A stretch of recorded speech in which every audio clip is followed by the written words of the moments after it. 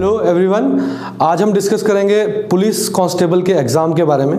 और ये जो पुलिस कांस्टेबल का एग्ज़ाम है, इसमें काफ़ी ऐसी चीज़ें हैं जो बच्चों को नहीं पता लगती हैं और जिसमें बहुत कन्फ्यूजन रहती है। तो आज हम कोशिश करेंगे कि आपके वो सारी चीज़ें जो है उनको क्लियर करें। तो देखिए, पुलिस के एग्ज़ाम में आपके पास अलग अलग चीज़ें हैं जिनके डाउट रहते हैं, जिसमें सबसे पहली चीज़ जो आपकी है दैट इज़ क्वालिफिकेशन। देखिए, क्वालिफिकेशन के मामले में एक चीज़ हमेशा आप याद रखिए कि क्वालिफिकेशन इज़ +2 क्लास। +2 क्लास जो है वो आपकी क्वालिफिकेशन रहती है। जिस भी बच्चे ने +2 क्लास की है वो बहुत ईजीली ये एग्ज़ाम जो है वो दे सकता है। +2 क्लास के अलावा अगर आप कहीं से कुछ और सुनते हैं कि ग्रेजुएशन चाहिए या ऐसा कुछ चाहिए, तो वो बिल्कुल फेक है। ऐसा बिल्कुल नहीं होता। +2 क्लास की जो आपकी क्वालिफिकेशन है that is more than enough.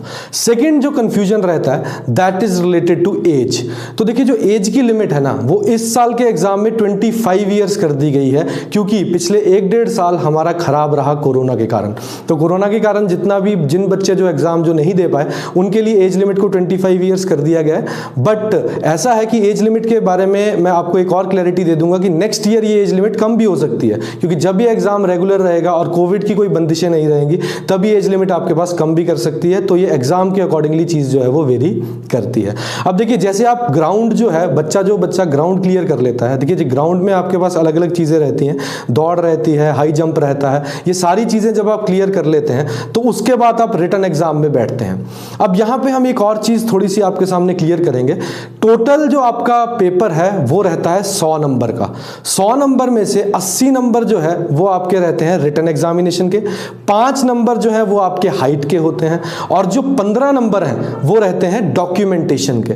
अब डॉक्यूमेंटेशन से हम क्या समझते हैं? देखिए, डॉक्यूमेंटेशन जितने भी आपने आज तक के सर्टिफिकेट अर्जित किए हैं किसी भी चीज में, आपके मैट्रिक है, आपका 10th है, सपोज कीजिए आप लैंडलेस हैं, सपोज कीजिए अगर कोई फीमेल कैंडिडेट है तो वो सिंगल गर्ल चाइल्ड है, या कोई कैटेगरी का सर्टिफिकेट है, तो जितनी भी ये चीजें हैं ये सारी चीजें आपकी डॉक्यूमेंटेशन में आती हैं। और उसके अकॉर्डिंगली लोग मतलब अधिकारी जो है वो आपकी चीजें जो है उसको एनालाइज करते हैं और उसके अकॉर्डिंगली 15 में से आपको जो है वो नंबर देते हैं।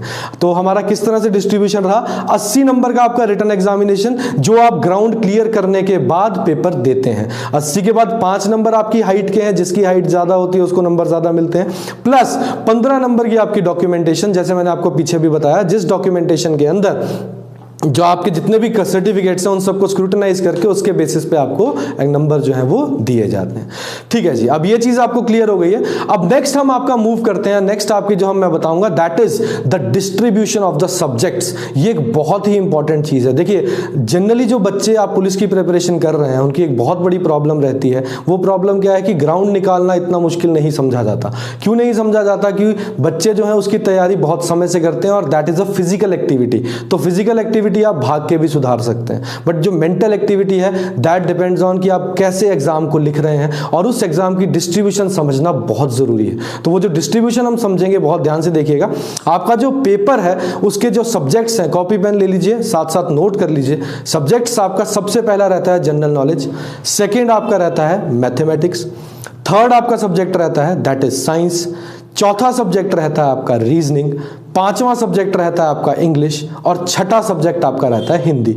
मैं एक बार फिर सीरीज दोहरा रहा हूं, general knowledge, maths, science, reasoning, English और हिंदी। अगर आपने लिख लिया है तो इसके आगे अगेन अब लिखिए डिस्ट्रीब्यूशन ऑफ द मार्क्स।